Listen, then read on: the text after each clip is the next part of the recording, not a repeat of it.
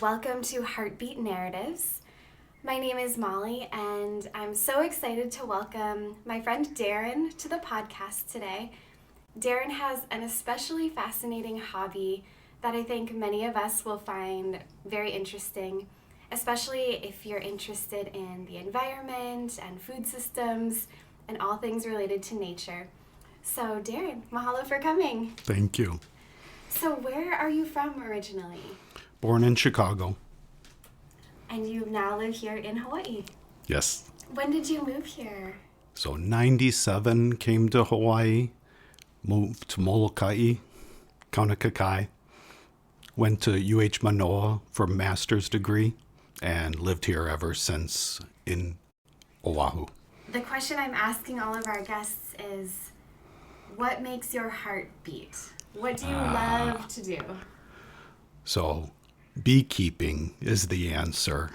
And do you want the longer answer now? Yes. That I am a generational master beekeeper? My family has kept bees since the 1400s, Norway. And my family came over Bergen area, Norway, because there was the potato famine in Europe, and that disease affected Irish is what we commonly know it from, but also Norway.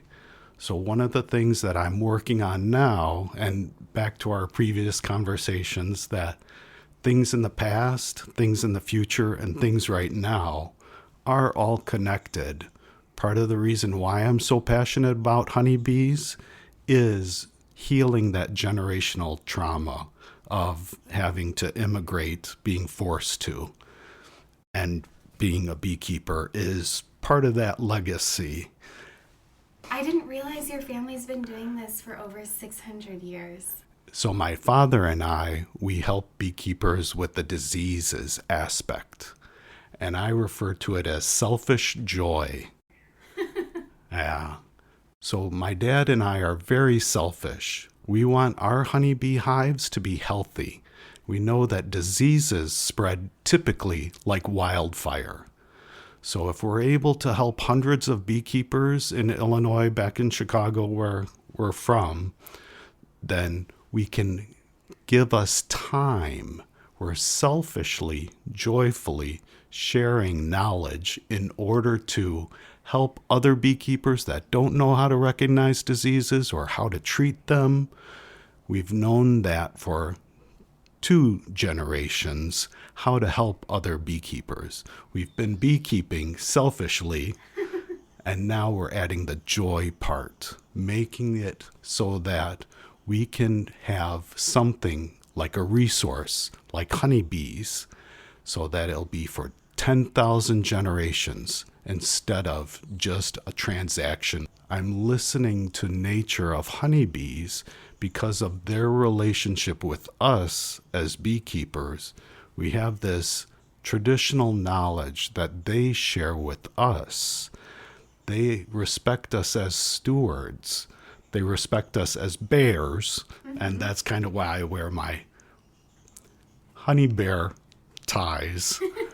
Is to honor that aspect also, that bees think of us as bears. We're the guardians, the ones that are dominant in nature, that change and help honeybees. Why do they reciprocate to us beekeepers? Because they think of us as bears. Honeybees are selfishly joyful also. They would make honey in the center of their mass of their hive if they wanted the most valuable resource for themselves. They don't. What they do is they put honey within reach of the bears so that they have a little bit more work, but they have a tax or a tithe to the one animal that's dominant, because the bees want bears to thrive so that trees thrive, so that bees thrive, and the bears, what they do is they keep the bees healthy, meaning they keep out the raccoons, squirrels, deer, other animals that are smaller than the bears, but bother bees because they're still bigger than a bee. But honeybees are dominant in their own way, that they're a 300-pound venomous flying tiger when they need to be. And then they can sting out bears' eyes when the bear population is too big. Okay. So they're thinking as part of a whole ecosystem. Yeah. They're mutually benefiting from the bears. Then they're also safe. And they're thinking in 10,000 generations times frames, not just, I'll trade you for lunch. Yeah. That is too short of a time frame. So, kind of starting from the basics, why are bees so important? Only if you want to eat tomorrow are they important today. So the short answer is honeybees pollinate flowers. That's what you probably learned in first grade, and you stopped thinking about honeybees. Can I share with you now when I was in first grade? Absolutely, please. So one day, it's late at night, and I know where my dad is. My mom tells me he's extracting honey. So of course, 7-year-old me wants to go spend time with his dad. He's home rarely at night, and I'm awake. But my mom says then that I need to put on shoes, because honeybees, just like rusty nails, if you step on them, even if they're dead, they will still go through your skin. Ouch. So therefore I needed to realize, okay, it's a little bit different than normal play. But then I get to the door and my dad says, "Come in quickly." There's a humidifier on. It's a small room in our basement, and he wants me in quickly. I realized then at that point that bees, wasps, and hornets are flying around his head. Therefore, I'm just a little bit scared. I did not realize the risk. He's extracting. He has a hot knife in his hand, taking off the wax off of honeybee frames. He wants help. There's 2 jobs, taking off the caps of wax and the extractor. So he told me what to do. Start working on the extractor. It's a small little extractor that can hold 2 frames of honeybee hive, and it has a turn crank on it. So a 7-year-old me starts turning that crank, and it makes centrifugal force so that the honey spins out of the open frames and the honey will come out the bottom. So my dad is explaining the nature of honeybees to me while I'm doing this. And he's busy, but he's able to talk at the same time. And bees, wasps, and hornets are flying around my head. They're attracted to the light. It's nighttime. He's explaining, though, nature to me, that why aren't they going to sting me? They're concerned about other things, and I'm not bothering them. So it was enough risk that I was learning what it means to steward. It was enough risk that I was held through with my father and safety when it could have gone very traumatically wrong at any point if they stung my eyes out. So that was where I developed not only my love, but my passion for honeybees. And that respect was that day from then on immediately understood. Absolutely. So you started beekeeping at age 7. Yeah, my dad, again, if I have sons, I'm going to be a little bit nicer to them. But it is one way to make generationally families have a hobby, a task, work, something that's perpetual. When we look at our food system, and if we want to eat, it's so important that all people care about bees and our other pollinators so that we can have food. Could you speak to that a little bit more? So I intentionally don't want to sound like a pitch, but it may come out that because I'm a generational master beekeeper and because I'm a kumu laulapa'au, teacher of Hawaiian medicine plants, and my dad and my foresight looking at diseases and how they're spread, antibiotics are the one huge problem in honeybees. And you would not expect that because honeybees are fed cow antibiotics, bovine antibiotics exactly. And we knew this roughly 40 years ago that it's not good to give honeybees antibiotics. It's common practice, though, in the almond fields in California. It's common practice in the other industries that need honeybees as pollinators. But indiscriminately, the almond farmers are using antibiotics as food for honeybees. Antibiotics are not food for honeybees, but they need them to pollinate the almonds, or else we won't have almonds. What I'm working on is a solution.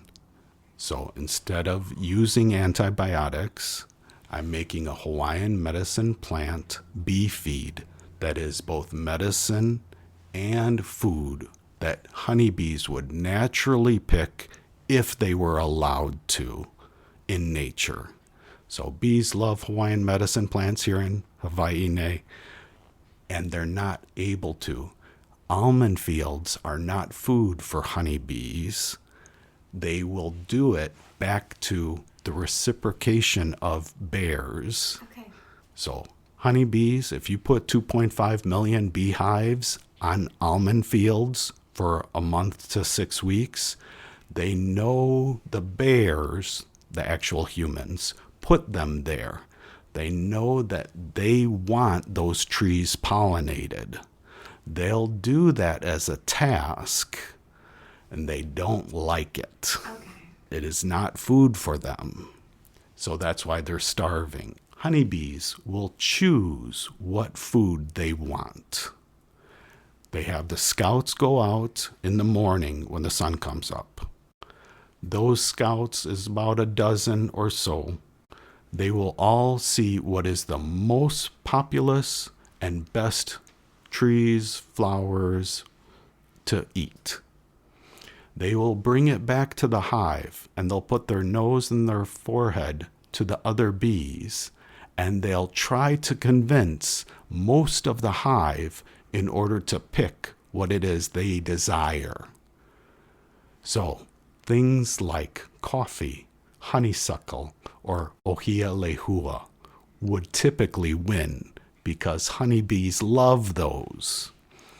Almonds and pumpkin, honeybees hate, but if they know it's the most populous, then they have to listen. The reason why they have to listen in the hive is about 75% of the bees will choose one. 25% of the bees in that hive will choose a different one. They all love coffee, and they will happily pollinate coffee all day long. They don't like almonds. They don't like pumpkin. So honeybees love coffee. So they will not only be willing to pollinate coffee, but they want the humans to spread those seeds farther. So they will make the best coffee they can. Why? Because they want to make more honeybee hives. So they want to spread. They want to go 10 miles farther. And that's why they're thinking 10,000 generations ahead. They will choose every day the 2 plants that they love the most. And they want those plants to succeed. And they want the other plants that don't give enough food for the bears or food for them or taste good to them to succeed, because they're still stewarding resources purposefully. So they're thinking in their best interests. They're not only thinking in their best interest, they're thinking in the best interest of 10,000 generations, because they want those trees to grow farther. Mm-hmm. They want more resources for others. For you as a beekeeper, talking to, residents wherever they may live, maybe it's in Chicago or here in Hawaii, what can residents do to support bees? Yeah, such a loaded question. I'll lay out the problems. Beekeepers lose 2 cents for every pound of honey they sell. Most farmers, they get 2 to 10 cents on the dollar for every pound they sell. Do you want those beekeepers to raise their price by double? 98% of all beekeepers lose 2 cents for every pound of honey they sell. Why? Because their beehives die. The almond fields are where all 2.5 million beehives every year are pollinating almonds. They are given antibiotics, which is not food, nor is it medicine to honeybees. It's only to keep them alive long enough, sick, so that they can pollinate almonds. And that's where they gather up 17 viruses and small hive beetles and mites. So hives that were healthy are now ridden with disease, which is not typical for beekeepers for decades. Mm-hmm. It is only recently the almond fields and the way that commercial crops are going now. My solution, we have to stop that. How? More bees. There's not a simple solution, and it is a food system's whole piece. And that's why I'm slowing down, because I want to answer so that everyone understands. The beekeepers, they just allow their bees to be rented for 6 weeks. Mm-hmm. Then they get them back, and then they're in Illinois and Florida and New York. But those sick beehives then spread those diseases to beekeepers that did not rent out their beehives. So those beekeepers lose their hives at winter. So every year, every beekeeper is having to replenish a new hive from scratch. Those diseases stay in the frames, in the wood, and in the area. Bumblebees, our butterflies, and our bats get the diseases that sick honeybees in the almond fields in California bring back to those states. So our biodiversity is not just at risk, it is our entire global food system because it's all interconnected. So how do we solve that? We have to have a podcast so that people are aware, and the solution is bigger than just one person. It has to be that beekeepers, which my dad and I, fortunately or unfortunately, were not paid to do this work. And so it has to be passion. And it is what I'm heartfelt, impressed upon by nature in order to work on. I'm trying to wrap my mind around what this all means for our food system. And so I'm trying to figure out what I could do on a daily level to, is it purchasing a certain thing? Is it supporting more? Yeah, drink more coffee, support local coffee here in Hawaii. That is the easiest answer that I can give, is to buy only local coffee here in Hawaiʻi. Okay. If the coffee growers have enough crops, that is one thing that is no negative inputs. By that I mean no fossil fuels. It's the shortest food miles. So there's no one thing that can solve it except for removing antibiotics and support your kumu laulapa'au, replanting Hawaiian medicine plants. Our bees love them. We love them. What about consumption of honey? What are the benefits of, eating local honey?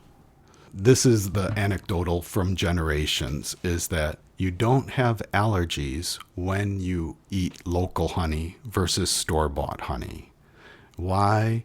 It's because the pollen is still in the honey. So then your body, your immune system, gets used to it enough that you don't have allergic reactions. You then have regulated reaction. So then you're not going to have your nose runny. You are going to have a healthy demeanor. So local honey is always better. Because that's where we're living. It's where we're living. And if I can jump topics. Of course. So at poi, why was poi so important?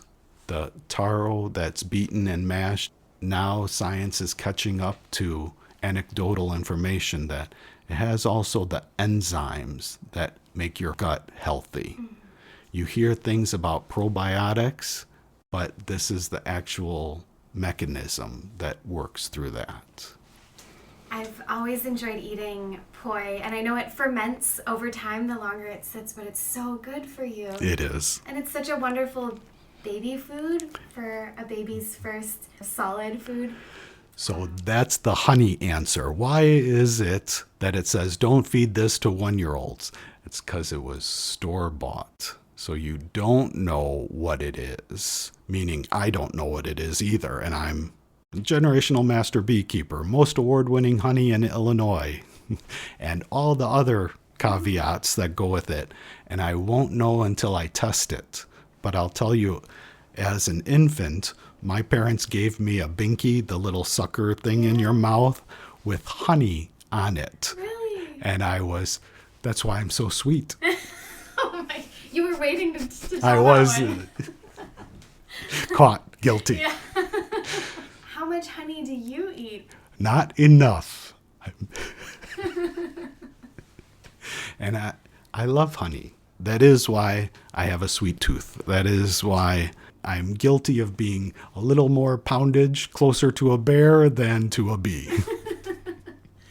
For folks who are curious about things like bee stings, do you have remedies that you recommend? Alcohol, both on the wound and in the mouth. Interesting. How come both? It hurts. Okay. So more like a relaxation. Relaxation part is that, but alcohol to clean the wound. Could you tell us a little bit about the queen bee and her role? The lovely information, I'll give it in a story form. So I'm about 12 years old, and I am always curious about the beehives, and I notice things very well in nature. So as a kid, I would play with my Ewoks Star Wars set, but I would put male drones on my Ewoks Star Wars set because, again, I'm 12 years old and that's fun to me. So I would collect drones. Drones are males and they do not sting. Only the girls sting. Okay. So the queen can sting repeatedly. The worker bees that are girls, they can only sting once. I'm referring to them as girls because they are not sexual. They're prepubescent. But they do have stingers and they can still sting your eyes out, so I leave them alone. The males don't sting, so I can pick them up and play with them as a kid. Not anymore. But the queen, about once a year, again, Hawaii is a little different, but for Chicago purposes, they would mate once a year. So the queens do not like sunlight. So it is very important for them to do their work, which is mating. They will do it one day when they're absolutely sure that the weather is perfect.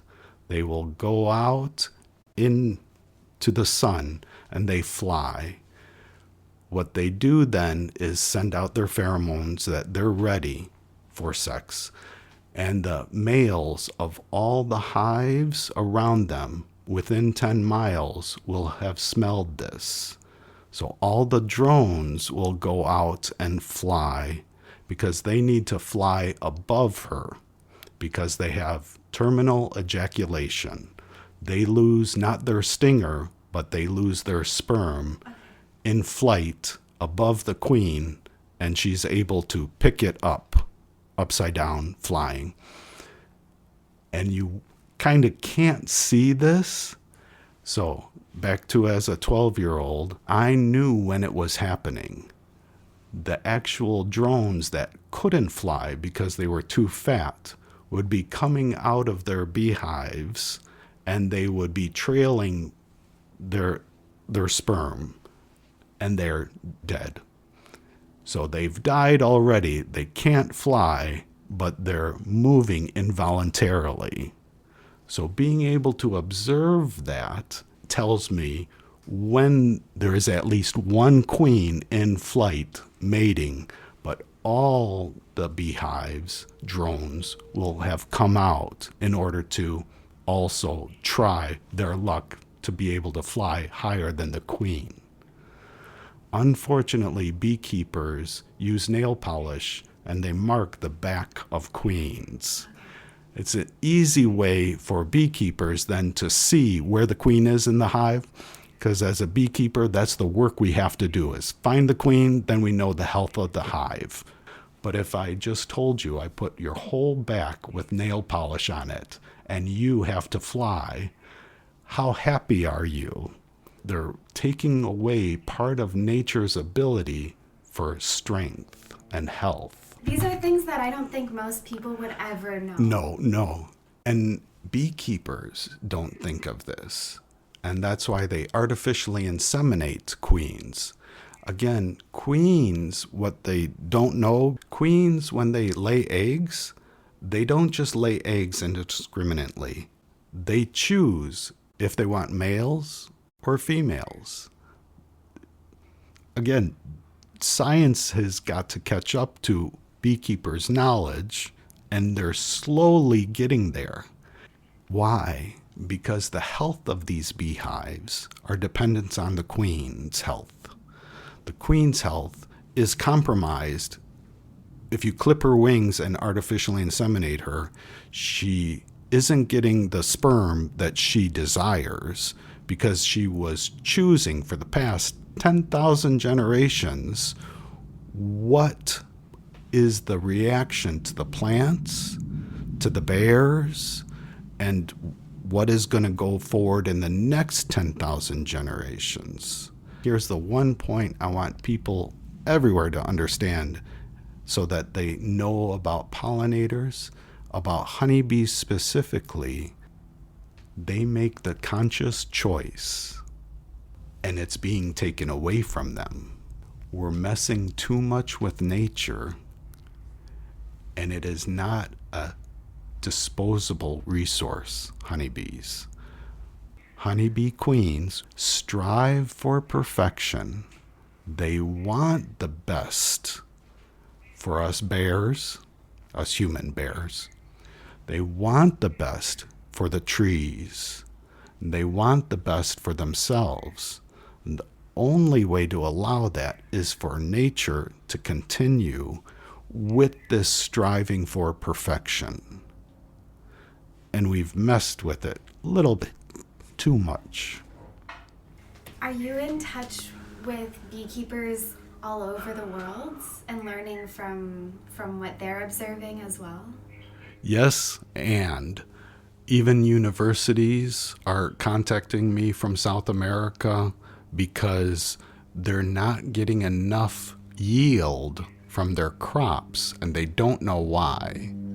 The short answer I can share that you can understand is, killer bees, and they have strived too far into dominance. They're aggressive. They don't care about stewarding plants that we bears care about. So food plants are not important to killer bees because they can sting your eyes out and they can eat meat. Honeybees can eat meat also if they chose to, but that's not a resource that will last 10,000 generations. Killer bees do not have that mindset, so they're farther along evolutionarily towards hornets. Okay? You asked, why are beekeepers around the world asking questions? Because they want food. They want food security. They want food sovereignty. So in South America, they're getting lower yields. And I'm like, you have a simple answer. Your genetics are closer to killer bees, which don't produce enough honey, like a tax to the beekeepers, the bears. They're producing just enough for them to be happy. So beekeepers are asking, how do we get rid of antibiotics? There has to be a solution that is in line, striving for perfection within nature that is already there. And that's why I believe my intersection as a kumula lapa'au and generational master beekeeper, I understand that well. And I have to prove it, is the short answer. Okay. Well, Darin, this was fascinating. I'm really grateful that you were willing to come on and talk a little bit about beekeeping and kind of the ins and outs of your world. So thank you so much for sharing your time with me. Thank you.